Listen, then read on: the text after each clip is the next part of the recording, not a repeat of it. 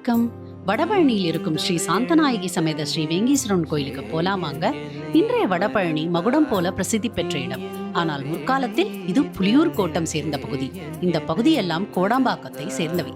கோடம்பாக்கம் ஒரு சாதாரண இடம் இல்ல, புராணங்களால் நெய்யப்பட்ட தெய்வீக நிலம். ஆதிசேஷனின் வம்சத்தில் வந்த கார்கோடகன் மகாவிஷ்ணுவை வழிபட்டதால் இந்த பெயர் வந்தது என்று ஒரு வரலாறு கூறுகிறது. மற்றொரு புராணம், திரிபுராசர்களை அழித்த சிவன் மேருமலை வில்லாக மாற்றினார், அதனால் கோடு அம்பு ஆக்கம் கோடம்பாக்கம் என்றும் கூறப்படுகிறது. வியாகரபாத முனிவர் புலிக்கால்கள் பெற்றவர். சூரியன் உதிக்கும் முன் தேனீக்கள் பூவை தொடுவதற்கு முன் சிவனை வழிபட விரும்பினார். அவர் இங்கு வந்து வேண்டியமையால் இந்த ஊர் புலியூர், வியாகரபுரி, வேங்கீஸ்வரம், இங்குள்ள சிவன் வேங்கீஸ்வரர் என்றும் அழைக்கப்படுகிறார். இங்கு இருக்கும் சண்டேஸ்வர மூர்த்தி பழமையானதாகும்.